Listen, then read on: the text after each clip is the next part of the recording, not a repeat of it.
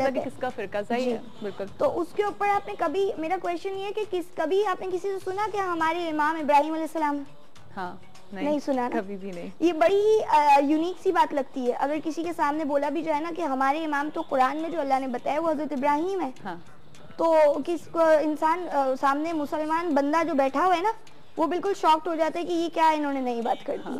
हालांकि बात ये कि कुरान में लिखी हुई है। तो बस मैं खैर इस बात को हाईलाइट करना चाहती थी। दूसरी बात ये कि उनके अंदर अल्लाह ने क्वालिटी जो बताई, कानितन थे वो, जो सूरे नहल की 120 आयत मैं आपको बता रही, उसी के ये पॉइंट्स हैं।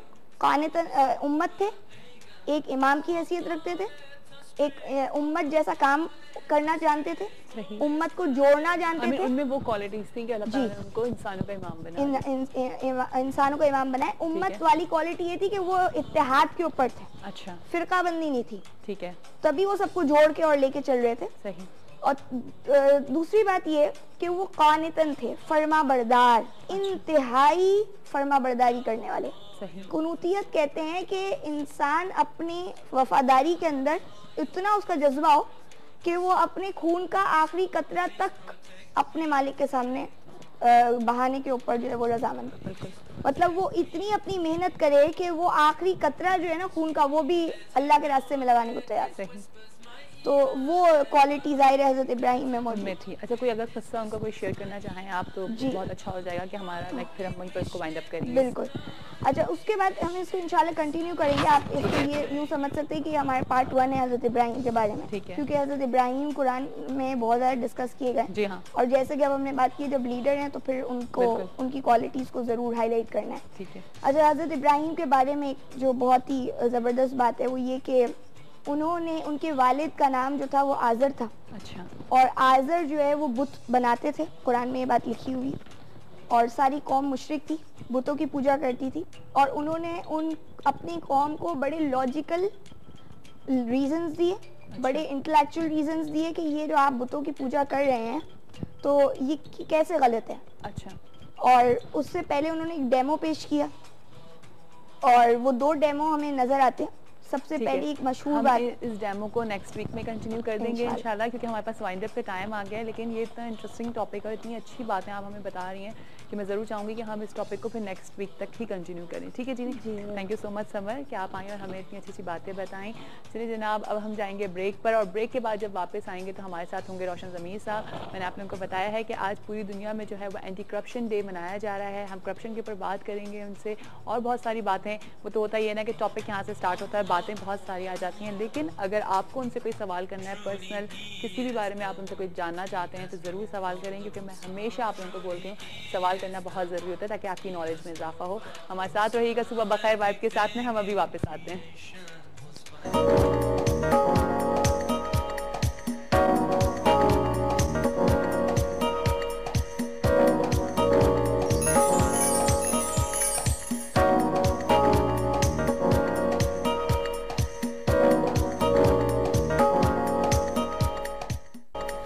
जी वेलकम बैक। दफ़ा फिर आप सबको खुशामदीद करते हैं सुबह बखैर वाइफ के साथ में, और उम्मीद करते हैं कि आप लोगों की सुबह बहुत अच्छी जा रही होगी। खैर वही वाली बात है कि आज सुबह सुबह हमने एक अफसोसनाक खबर सुनी धमाके की, और बहुत अफसोस हुआ जब ये बात हमने सुनी। लेकिन हमेशा आप लोगों को ये बात बोलती रहती हूँ आप लोगों को कि देखें, जब भी दुआ करा करें तो अपने मुल्क के लिए, अपने शहर के लिए ज़रूर दुआ किया करें, और ये ज़रूर जानने की कोशिश करें कि ये हम में से नहीं है, ये कौन लोग हैं जो ये सब कुछ कर रहे हैं।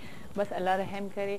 जनाब, आज जिस तरह से आप लोगों को एंटी करप्शन डे है, और अच्छा है कि आज के दिन हमारे साथ रोशन ज़मीर साहब भी होते हैं, तो इसी को डिस्कस कर लेंगे कि जी करप्शन बेसिकली होती क्या है।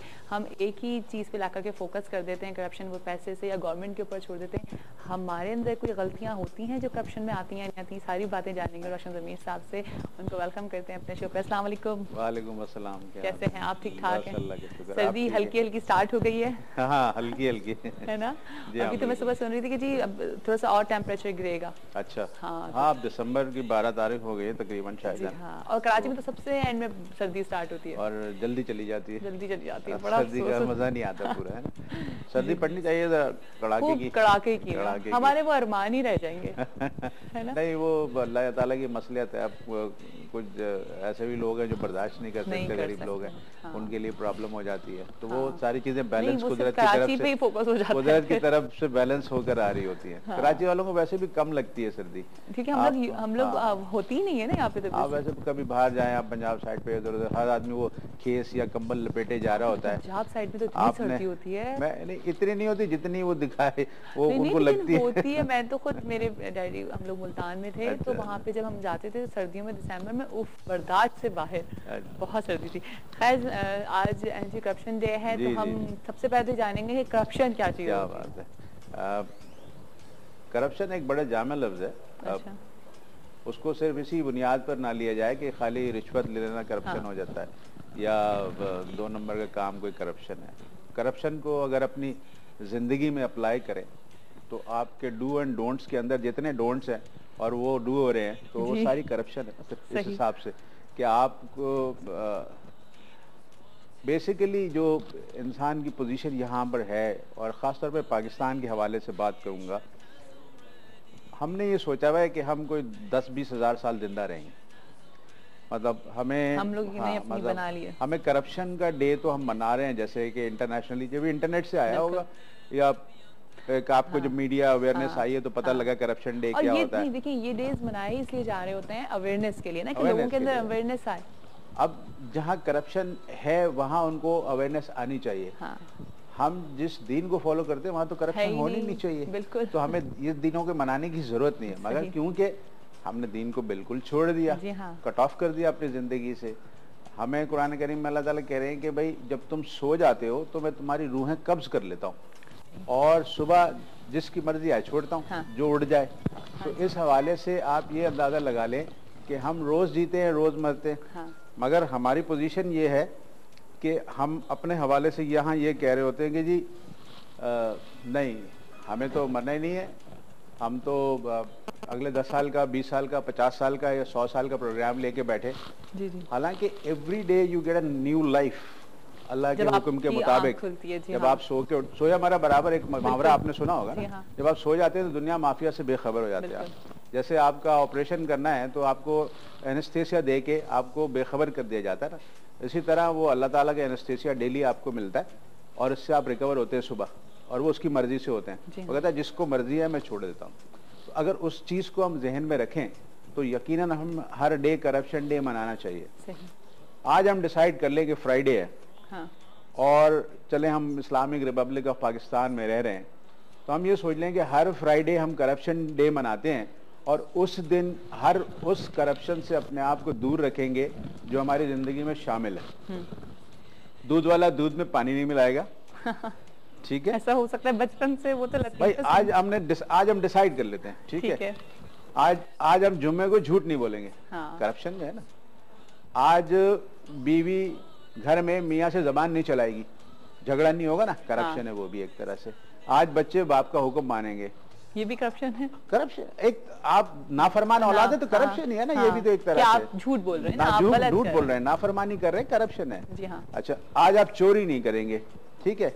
आज आप मालिक के लिए जो काम कर रहे हैं, आप जिस ऑफिस में काम करते हैं, तो अगर आपको आधा घंटा नमाज और लंच का मिलता है, हाँ तो उस आधे घंटे में ही वापस आ जाएंगे, आप पौना घंटा नहीं लगाएंगे, वो 15 मिनट करप्शन में आ जाते हैं, क्योंकि वो 15 मिनट आप मालिक के जाया कर रहे होते हैं कॉन्ट्रैक्ट के बाहर। बिल्कुल। तो आप ये डिसाइड कर लें, आज आप रोड पे गाड़ी चला रहे हैं तो अपने ट्रैक में चलाएंगे, आप लोगों को तकलीफ नहीं देंगे। आज पुलिस वाला ये सोच ले कि मैं रिश्वत नहीं लूंगा, आज पुलिस वाला, ट्रैफिक वाले ये सोच लें कि आज रिश्वत नहीं लेंगे, थाने के पुलिस वाले ये सोच लें कि आज रिश्वत नहीं लेंगे जुम्मे के दिन। अभी हम सिर्फ एक दिन की करप्शन को रोक रहे हैं। कस्टम हाउस वाले ये कहेंगे हम कस्टम में रिश्वत नहीं लेंगे, इनकम टैक्स वाले ये कहें हम इनकम टैक्स में रिश्वत नहीं लेंगे, अदालतों में बैठे जो लोग हैं वो सोच कह लें कि आज हम इंसाफ देंगे, रिश्वत नहीं लेंगे। सही। और माशरे के हर चीज में आज वो जो पान खाने वाला है ये सोच ले कि मैं हर जगह नहीं थूकूंगा, साफ जगह पे पीक नहीं मारूंगा, ये भी काश ऐसा दिन। मतलब ये सोच लें आज आप कि आप आज आपने माशरे को तमाम फायदे देने, और आप जिस लिए पैदा हुए हैं इसलिए पैदा हुए कि उस माशरे में वो फायदा पहुंचा दें। तो हर उस अमल से जिससे किसी को तकलीफ पहुंच रही है वो करप्शन में शामिल हो जाता है। तो अब माशरे में जितनी बेईमानी है जिसको आप रोकना चाहते हैं, तो कम से कम बहैसियत मुसलमान आज हम डिसाइड कर ले कि हम झूठ नहीं बोलेंगे। अल्लाह ने कहा लानतुल्लाह अलल काज़िबीन, झूठे पर खुदा की लानत है। तो अगर आज मैंने डिसाइड कर लिया झूठ अगर बोलना आज आप छोड़ दें, 90% गुनाह आपके कम हो जाएंगे। 90% गुनाह मैं गारंटी से कहता हूँ आपके कम हो जाएंगे। तो हम एक फ्राइडे अभी गोश्त वाला है, आप गोश्त लेने जा रहे हैं, वो ताजा बकरा काट रहा है, उसके साथ पंप के साथ पानी मार के हवा भी भर रहा है आपको। 650 रुपए किलो बकरे का गोश्त बिक रहा है। हाँ, 650 रुपए किलो बकरे का गोश्त बिक रहा है, 650 रुपए किलो। एक पाव कचरा निकलता है, 3 पाव मिलता है। हवा और गीला गोश्त वो अलहदा है। तो पता चला आपको तो आधा किलो गोश्त मिल रहा है 650 रुपए में। तो आप ये सोच रहे हैं या कुछ बारिश ग्रुप है जो गोश्त एक्सपोर्ट कर रहा है, वो एक्सपोर्ट कर रहे हैं बकरे का गोश्त 350 रुपए किलो में, मार्केट में 650 रुपए किलो में मिल रहा है। भाई पहले लोकल मार्केट पूरी करो ना। फीमेल्स ज्यादा कट रही हैं जो मना है। चलें जी, हमें ब्रेक पे जाना है। कभी हम जा रहे हैं एक छोटी सी ब्रेक पे, ब्रेक के बाद वापस आएंगे तो यहीं से कंटिन्यू करेंगे। अभी तो करप्शन पे है, अब एंटी करप्शन पे भी जाएंगे। हमारे साथ ही रहिएगा सुबह बखैर वाइफ के साथ में।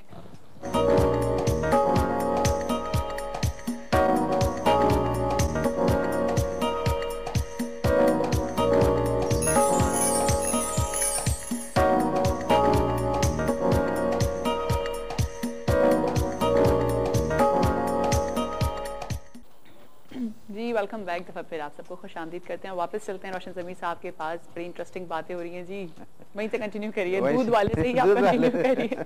तो वो तो बेसिक है ना। देखिए हर आदमी अपनी औकात के लिहाज से करप्शन करता है। सही बात। इस तरह से लगा लें आप।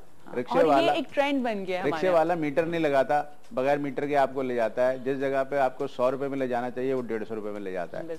करप्शन उसकी हो गई अपनी जगह पर, क्योंकि या अगर वो मीटर चला रहा है तो वो इतना फास्ट चल रहा है। तो जिस आदमी का जो लेवल है ना वो उस लेवल पे करप्शन कर रहा है आदमी। लोग कुंडा डाल के बिजली चोरी कर रहे हैं, ये करप्शन है। मतलब मसला सारा ये है कि इसको वो गुनाह समझते नहीं। जब हमारे पास गुनाहों के लिए जस्टिफिकेशन आ जाए तो फिर गुनाह नहीं है ना। देखिए कुंडा डालना करप्शन है, सक्शन पंप लगाना करप्शन है। ये इनको एहसास नहीं हो रहा कि आप दूसरों का हक मार रहे हैं। दूसरों का हक मारने के अंदर एक रिवायत है कि एक आदमी 70 साल तक इबादत करता रहा और उसके बाद उसने कहीं किसी का एक हक मार लिया, तो जब अल्लाह के हुजूर पेश हुआ तो वो 70 साल की इबादत उसकी बेकार हो गई और वो उस हक की बुनियाद पर उसको जहन्नुम का परवाना मिल गया।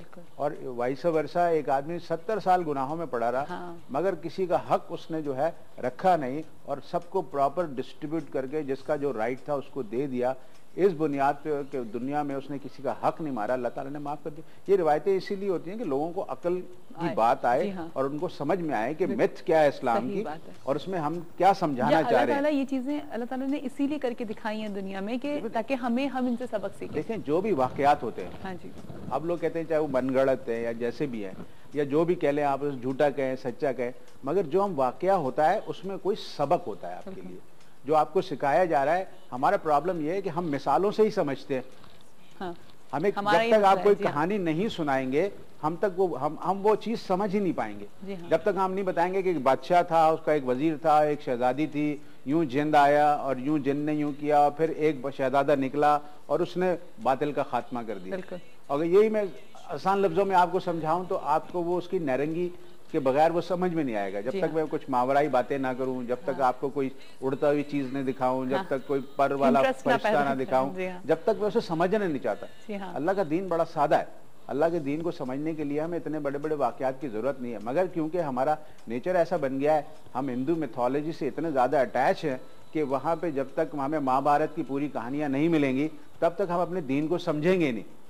हमने जब तक महाभारत करके आप दिखाएंगे नहीं, तब तक हमें देवताओं के नाम नहीं बताएंगे, तब तक हम एक असल देवता तक पहुंच ही नहीं पाएंगे। तो अब जब इस करप्शन को हम अपने माशरे में लेते हैं तो अपने माशरे में दीन के हिसाब से जितनी भी बातें आप ये देख लें कि जिन जिन चीजों से आपको मना किया गया वो काम आप कर रहे हैं तो वो करप्शन में ही आते हैं। हमारे यहाँ एक मुल्की कानून के तहत एंटी करप्शन का एक इदारा बना हुआ है, बाकायदा एक पूरा सेक्रेटेरिएट है। वो चलाते हैं। अच्छा, यानी कि हमारे यहाँ लॉज हैं इन सब एंटी करप्शन लॉ है, पूरा एक डायरेक्टरेट बना हुआ है, डायरेक्टर जनरल एंटी करप्शन के, सब कुछ है।